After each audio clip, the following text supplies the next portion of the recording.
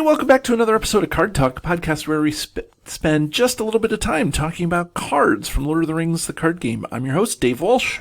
And I'm Ted Bannock. And I think what we've done for this episode is... I love talking about cards, and I love giving hints about cards, but I think that we've hidden the title, right, from everybody. So the title is hidden, so no one will see the way that it's written, and they won't be able to guess what card we're going to be talking about a little later, Dave, right? I don't know, Ted. I just don't know. I thought so. I thought that was right. I don't think the title is... That's okay, what makes sense. Okay, so, anyways. We got a great episode coming up for today. Super excited for it. They are. And before we get to talking about the card that we're going to talk about today, let's thank our patrons, Ted. So, for anybody who doesn't know, that's our way. That's our way of doing this. Over there is a not hidden URL that you can go to support us. We have a Patreon at patreon.com/cardtalk2018, and we thank all the people who give us a couple of bucks a month just to help keep the lights on here at the pod and help keep the keyboard clacking over at the blog and help Micah go with the second breakfast every other week, every other Sunday. And so we got a lot going on. The blog, you can find Matt's musings over at the blog at cardtalk2018.com. He does a lot of great things, very card talky over there. Again, the whole idea of the show has always been to kind of just inspire people to deck build and, just feel comfortable using cards and just, inspire people to use maybe some things in different ways. And, hey, maybe we even talk about a card that has not been at the forefront of your mind. But that's what we try to do here. So if you're interested in that, go over to the Patreon and support us to help us keep going, doing what we do. But Ted, what do we have today? Show us the way. I will. Okay, so today's card that we're talking about is the Hidden Way. It is stage 3B from Into Ithilien, and it reads, when revealed, the first player takes control of all ranger objectives in the staging area. Enemies do not make engagement checks and cannot be optionally engaged. Ted, talk about the regular card that we're doing. Oh, okay. So that's from Into Ithilien. Yeah. The encounter card from the Heirs of Numenor cycle, which... Right, is not the right card. We're not doing the encounter card version. We're not doing the encounter card. Yes, okay. Yes, all yes, right. Yes, so the player card that we're doing today is called the Hidden Way. Oh, and what's the encounter card called? That's called the Hidden Way. Oh, and this one's called the Hidden Way. Oh, okay. Yeah, I know. Yeah, it's subtle, but there's a difference. There's a difference. Right. There's a difference, yeah. Okay. The Hidden Way is a lore event with a cost of 2 that came from the Withered Heath expansion. It reads response at the beginning of the quest phase. Search the top 5 cards of the encounter deck for a location and make it the active location, returning any previous active location to the staging area. Then reveal 1 less encounter card this phase to a minimum of 0. Shuffle the encounter deck. Pow. It's phenomenal. I love this card. I love this card playing solo. But Ted, it reads minimum 0. Minimum 0. Like this was the first card really that could do that. There's the enemy version too. Wait no longer. And then the similar tactics card. Right. It brings out an enemy and puts it engaged with you, but it lowers to 0, to a minimum of 0. And like the only other one that does something similar is Gildor's Gildor's Council. Gildor's Council, which is a lore event, and that just That just straight up reduces the number of cards down Revealed. by You one. just flip one less card. One less but that card. has a minimum of one. That has a minimum of one, right? A solo. And you still have to deal with all the revealed effects. This you just put it into play and make it the active location. You don't have to worry about any of the you don't have to worry about any when revealed effects and like any travel effects. So there's so many nice things that go on with this one. So It's just as you said. So you wait till the quest phase starts, you play this, and you search the top 5, and you find a location, and you make it the active location. So, as Dave said, you do not do any when revealeds, and you do not do the travel effect. It's so to talk about a rules thing, then you are not actually traveling to that location. So you search the top 5, you find whatever location. You're not traveling there, which is why you don't have to do the effect. You're just making it the active location. So I'll point out that can matter. There could be certain effects in play. There could be other locations in play that say when you travel to a forest location, you have to do this. You wouldn't have to do those things. If you are playing one of the newer contracts, the Burglar's Turn, it's a non-bow. You do not travel to this location, therefore it does not get a loot card from the Burglar's Turn contract. We should point out. Yeah, it's you have to travel there, but one of the decks that I'm really trying to hone before I publish it. It's funny. I have this weird thing about publishing decks because I just want to make sure that they work decently. I don't want to just publish a junk deck and say, here's the piloting instructions and here's how it should work without it actually not working that way. But so here's where this is powerful, is that if you have some knowledge of the encounter cards coming up, even if it's just with Henemarth River Song from the core set, and you know that there's going to be a location coming up, there's no harm, unless the active location has a really nasty travel effect that you didn't want to deal with. That would be bad. Then don't do that. Don't do it. But it and that's what I'm working on. I'm using things like Risk Some Light and Farsighted to try to get a really good sense of what's coming up in the encounter deck, so that way I can control what my shadows are and what locations I'm finding. And this fits right in there because if Farsighted, you can see 4 cards ahead. So if you're looking 4 cards, 5 cards, 5 cards. Yeah, Farsighted is 5 cards. Okay, so right. So why did I think it was 4? Maybe it's because I was numbers are hard, especially for a chemistry teacher.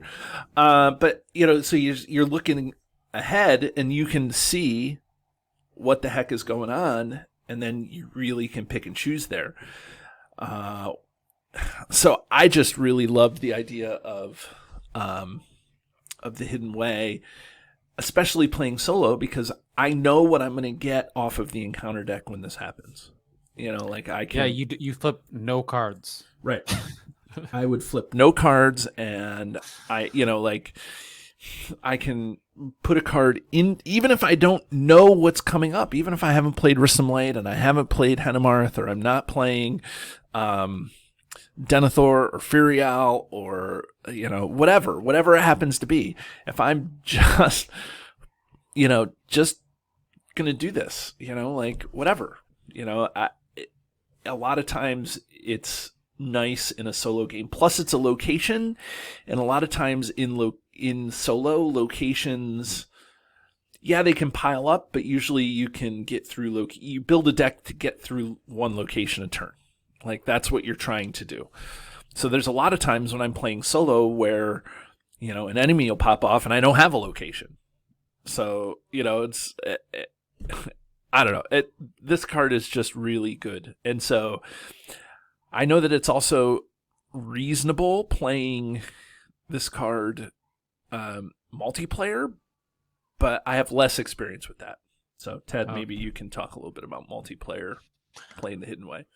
Well, yeah, you make some great points solo, and I would say the card is it's good at any player count.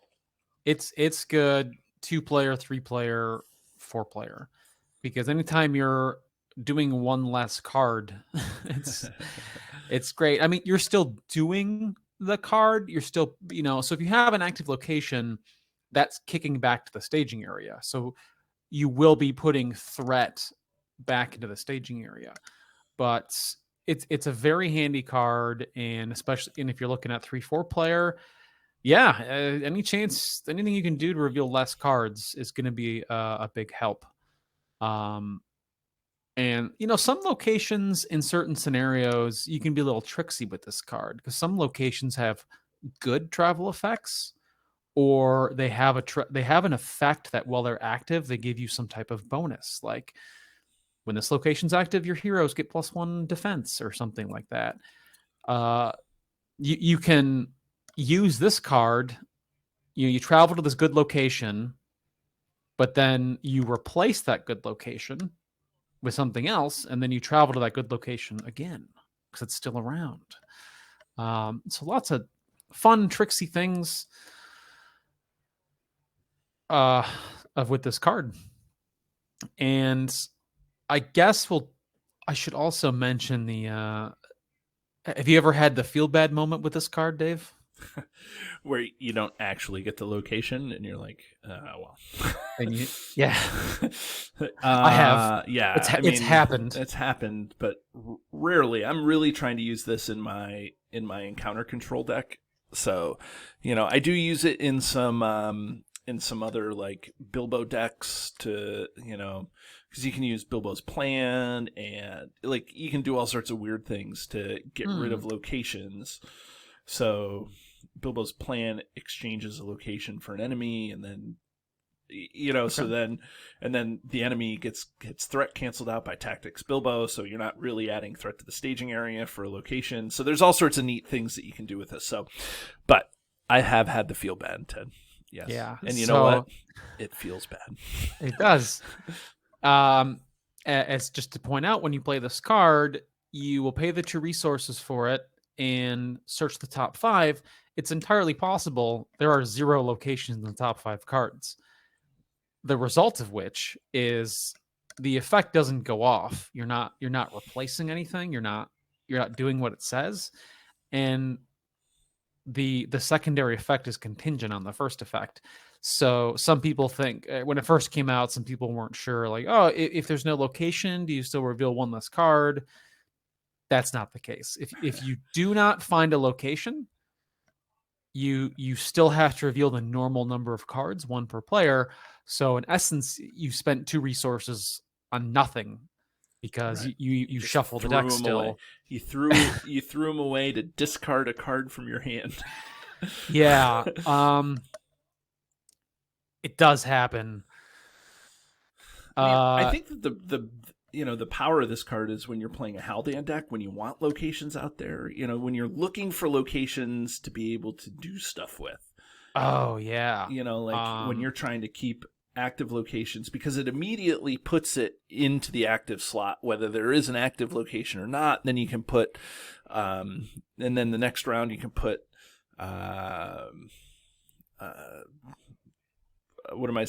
attachments on it, and you can do all sorts of things. There's all sorts of things that you can worry about. So. Yeah, you can do a lot of fun tricks with this card. You can. There's hero. Actually, now that you mention it too, there's a lot of heroes that love this card. So any hero that likes locations, Idrian comes to mind. Mm-hmm. She's the spirit hero that she after questing successfully, or after you explore, after a location leaves play as an explored location. Took me 3 tries, but I got there. She readies. Right. And that doesn't mean it has to be the active location, but right. Yeah, you don't have to quest successfully. You don't have to explore the active location. Just if any location leaves play, it's explored. Mm-hmm. So maybe last turn you didn't travel somewhere, and then this turn you quest with her. You're going to play this card, get a location, then quest with her. Now she'll quest for 2 and then ready. Um, heck, even Spear Aragorn is in the same kind of vein, right? He can exhaust to reduce a location's threat by his willpower. So if you have a location that's active and you kick it back to the staging area, he can now target it to reduce the threat in the staging area and maybe put a progress on it if his willpower is high enough. Right. So a lot of great I mean, combos and reasons to it's in the kick stuff same. back. It's in the same as the Mirkwood Explorer, which is really good. Same sphere as Mirkwood Explorer, which has that action to dump all the progress onto a location. So if it's, and it's an action, it's not a quest action. So you can do it, and you can put something back in the staging area, and then dump all the progress onto the location that you just did if you wanted to. There's all sorts of like hidden gems with this that are really neat. Gollum is or Smeagol hero with his when a location is explored, draw a card. Or I think he's when you travel. When you I think it's when you travel to a location. Okay. But it still does a similar effect though, because even though again the card you're spawning from this doesn't count as traveling, you're essentially putting another location back in the staging area to travel to again. Right. Like it helps you keep locations out so those heroes benefit from it. Yeah. Right. And the whole thing with Bilbo loves to see enemies, but if you don't have an enemy, you can use Bilbo's plan. You use Bilbo's plan on a location to exchange the location for an enemy, and that works good. That's what I was talking about earlier. And then you can use guarded cards and things like that. And so I don't know. This is just a way to keep those decks that need to make sure they have locations in having locations. And I think that, one or two players, you may struggle to see locations, but I don't think 3 or 4, you're generally not.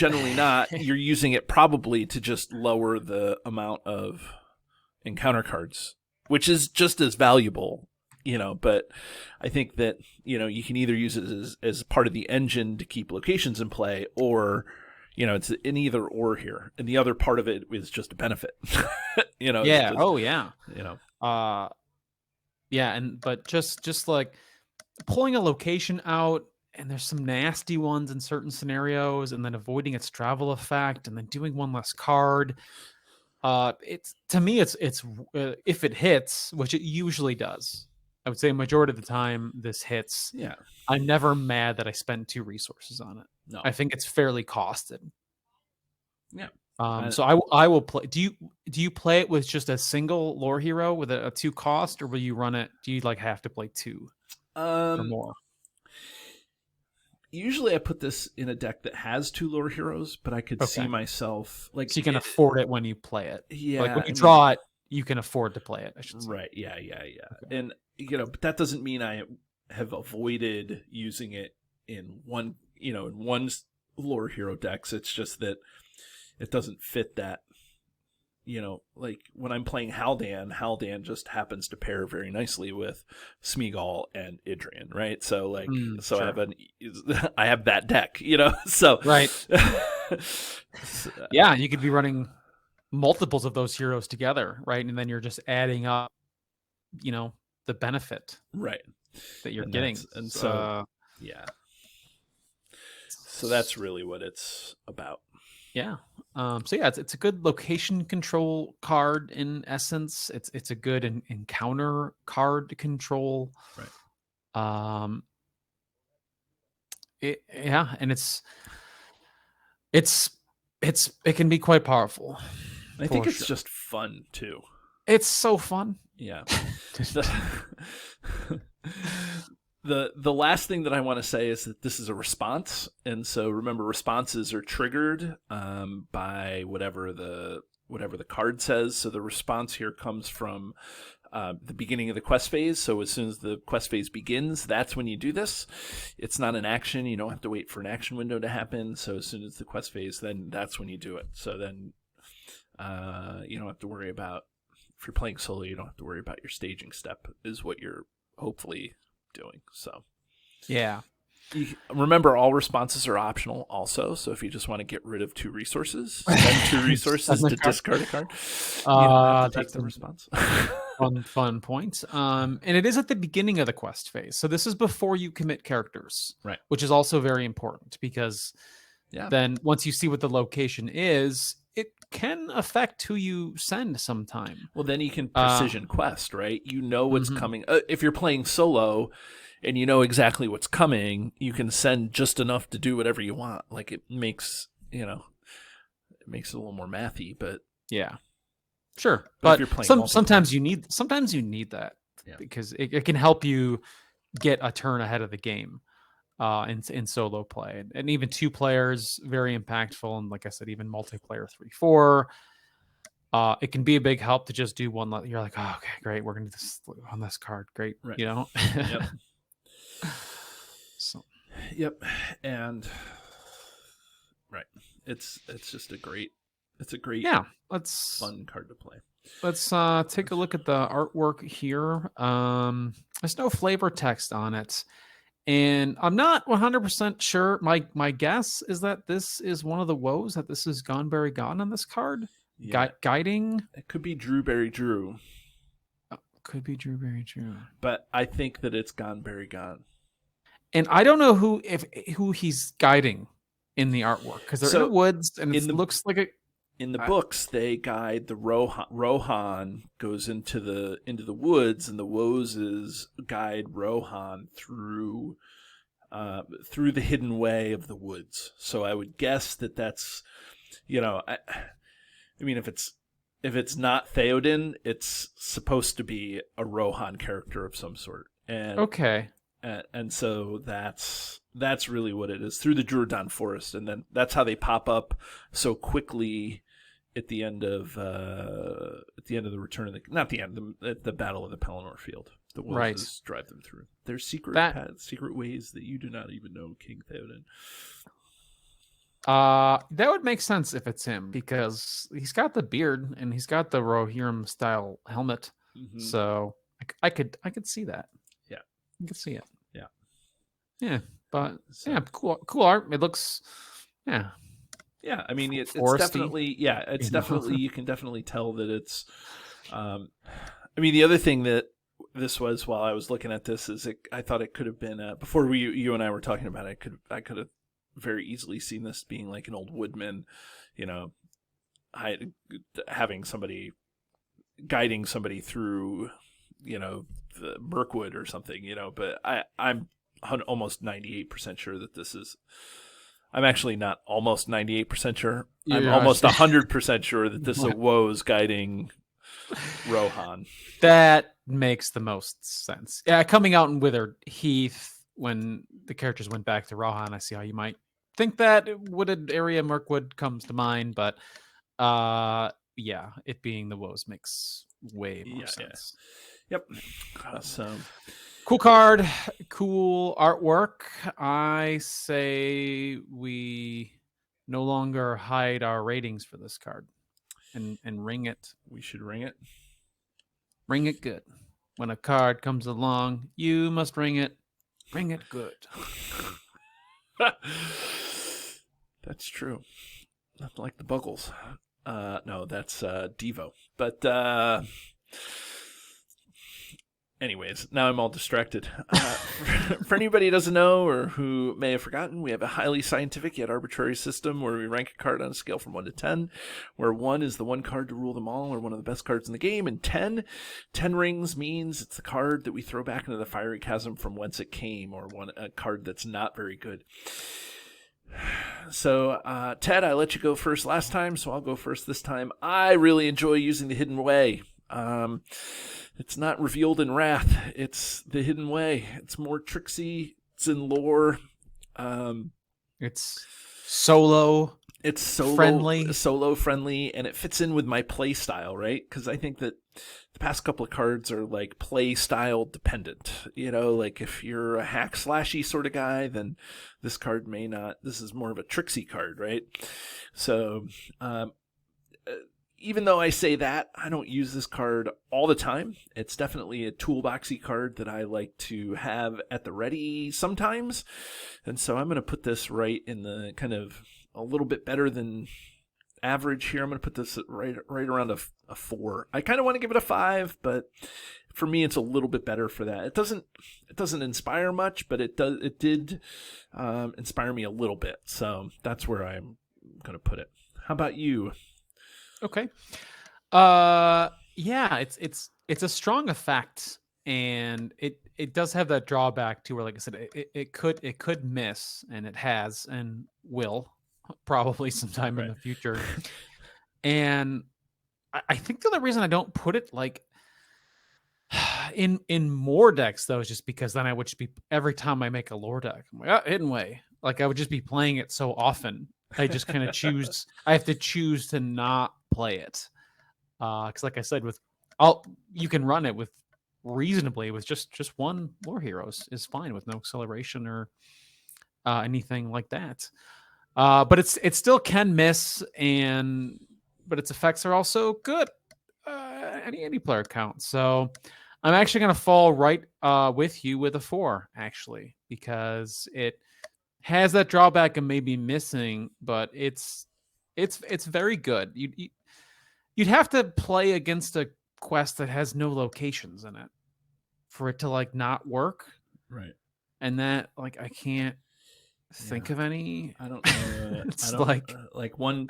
There's not one where all like the locations get taken out. Like the only weird encounter deck like that is like Battle of Lake Town, where there's no enemies in the deck. But yeah, but that one's got heavy locations, so you're like right, a high chance of this succeeding. Right. I know. So there's none that don't have 0 locations. There's some that are light on locations, but there are, but there's locations I think in every scenario. Yeah, that I can think of. But hey, if we're wrong, if you're screaming into your listening device, let us know. Yeah. Comment. Are there any quests without locations? No, I really don't think so. Right. But it's cool. Yep. Do you love the content? Here's what you can do to stay connected. Become a patron. The money collected through Patreon goes into keeping the lights on here at the podcast. We love our patrons, and you can join at many different levels. Visit patreon.com/cardtalk2018. You can subscribe to us, whether you're watching our YouTube channel or you're listening to us in your favorite podcatcher. Hit the subscribe button to get notifications of all our new episodes. Didn't know we were an audio podcast? Find us by searching Card Talk to get access to our 120 plus regular episodes. Didn't know we were a video channel? Find us by searching Card Talk LOTR LCG on YouTube, and there you can find not only our regular episodes, but you can find our bonus playthroughs and other content related to the game. Want to get a hold of Ted, Grant, or myself? Feel free to email the podcast at cardtalk2018@gmail.com.